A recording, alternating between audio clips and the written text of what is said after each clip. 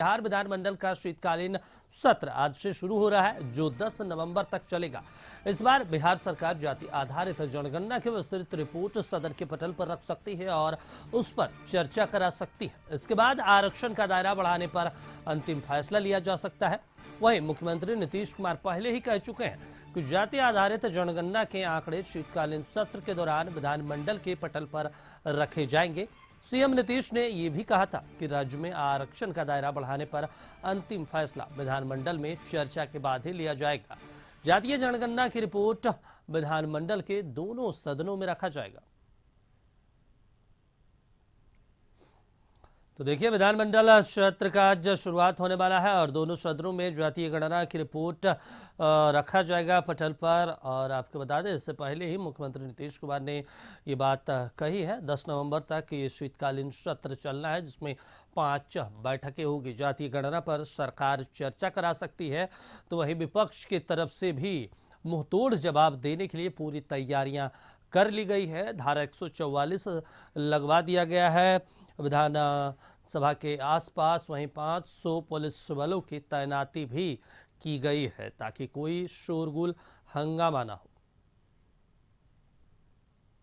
तो देखिए, विधानमंडल के दोनों सदनों पर रिपोर्ट रखी जाएगी। पहले ही नीतीश कुमार ने ये बात का ऐलान किया था, 10 नवंबर तक 5 बैठकें होनी हैं विधानसभा सत्र का। और हमारे सहयोगी विधानसभा परिसर से अवनीश लाइव जुड़ गए हैं। अवनीश, आज से विधानसभा सत्र शुरू हो रहा है, सरकार अपनी तैयारियां कर रखी है, विपक्ष भी मुंहतोड़ जवाब देने के लिए पूरी तैयारियां कर रखी है, सुरक्षा व्यवस्था भी बढ़ा दी गई है, करीब 500 पुलिस बल की तैनाती की गई। क्या कुछ चर्चा किया जा सकता है सरकार की तरफ से, क्योंकि जिस तरीके से सुरक्षा व्यवस्था बढ़ाई गई है, कुछ तो बड़ा फैसला लिया जा सकता है सरकार की तरफ से?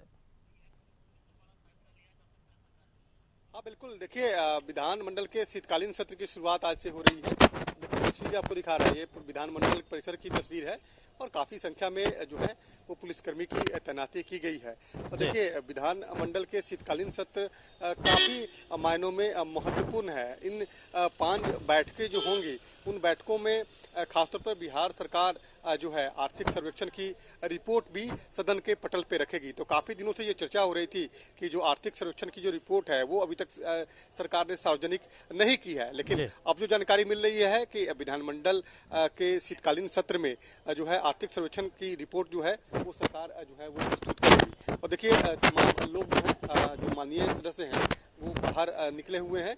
मुख्यमंत्री नीतीश कुमार थोड़ी देर में ही जो है विधानमंडल परिसर में पहुंचेंगे। तो आज सत्र का पहला दिन है, तो पहले दिन जो है वो लगातार वो शोक प्रस्ताव भी होगा। तमाम जो पूर्व जो माननीय सदस्य जिनकी मृत्यु हुई है उनके लिए शोक व्यक्त किया जाएगा।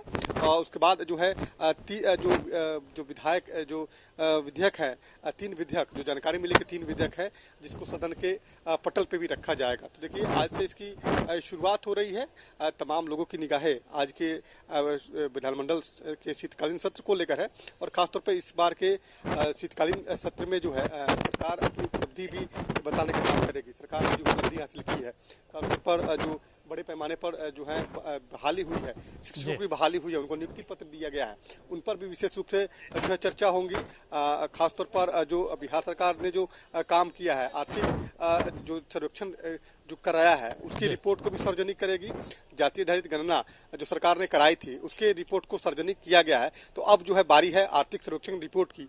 जब वो सर्वेक्षण की रिपोर्ट सदन के पटल पे रखी जाएगी तो पता चल पाएगा कि आखिर किस जाति की क्या एक और यहाँ पे बड़ा सवाल है। देखिए, विधानसभा सत्र शीतकालीन सत्र की शुरुआत हो रही है और इससे पहले नीतीश कुमार लालू प्रसाद यादव, तेजस्वी यादव से भी मुलाकात किए, उसके बाद राष्ट्रीय अध्यक्ष ललन सिंह से मुलाकात की, विजय चौधरी से मुलाकात के, तमाम जो बड़े नेता रहे हैं जेडीयू के, उनसे मुलाकात की, विधायक, सांसद, तमाम लोगों से मुलाकात की। तो ऐसे में कितना महत्वपूर्ण हो जाता है शीतकालीन सत्र?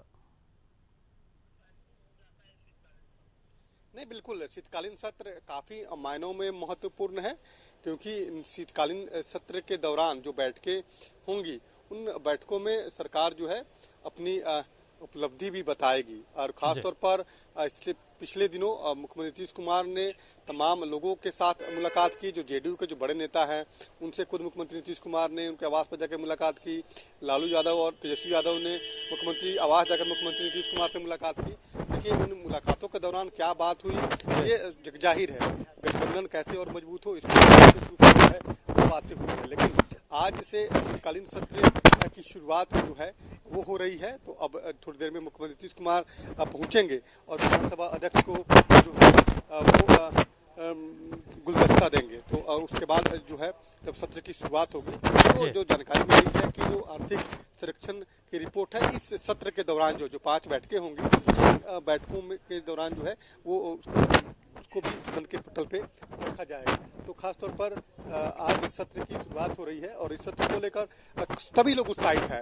आरजेडी भी उत्साहित है, विपक्ष भी उत्साहित है। काफी जो कई मुद्दे हैं जिनको लेकर हमारे साथ आरजेडी के वरिष्ठ नेता हैं और सचेतक भी हैं। सर, आज से सत्र की शुरुआत हो रही है, किन मायनों में काफी अहम है ये शीतकालीन सत्र? क्या जो आर्थिक सुरक्षा की जो रिपोर्ट है उसको भी सदन के पटल पर रखा जाएगा?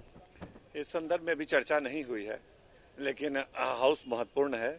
बिहार के विकास से संबंधित कई महत्वपूर्ण बिल वगैरह भी पेश होंगे, तो इन सब चीज़ों पे काम होगा। कुछ संशोधन वगैरह भी आने हैं।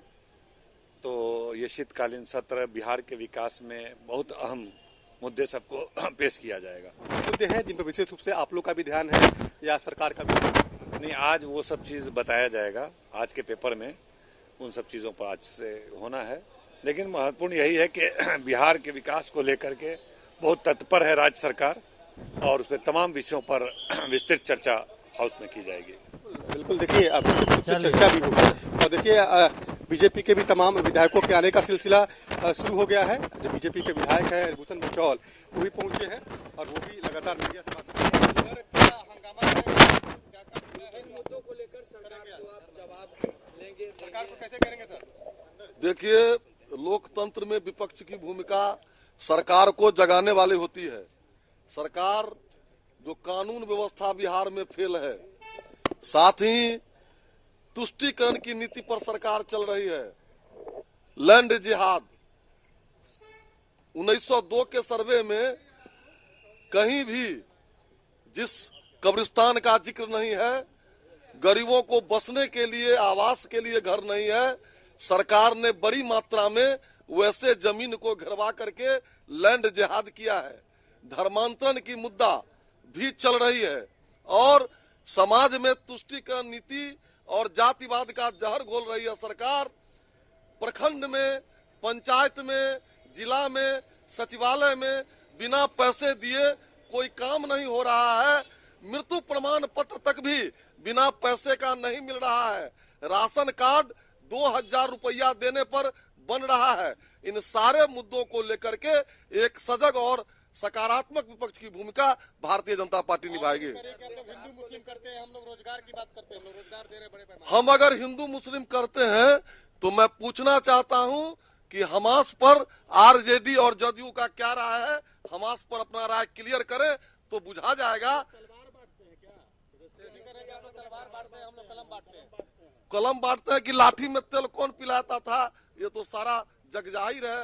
लाठी रैली करने वाला कम से कम हम सबों को उपदेश मत दे।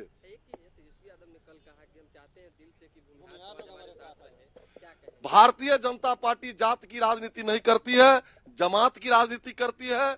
इसलिए तेजस्वी जी जब अब इलेक्शन आया है तो ऐसे ही छलने का काम करेंगे। देखिए बीजेपी के जो विधायक हैं वो लगातार जो है वो सरकार पर। चलिए, बिल्कुल अवनीश, सभी की अपनी अपनी प्रतिक्रिया है क्योंकि विधानसभा सत्र शुरू हो रहा है। ऐसे में तमाम चाहे विपक्ष के नेता हो चाहे सत्ता पक्ष के नेता हो वो अपने अपने बयान देते ही रहेंगे। तमाम जानकारी के लिए फिलहाल आपका शुक्रिया अवनीश।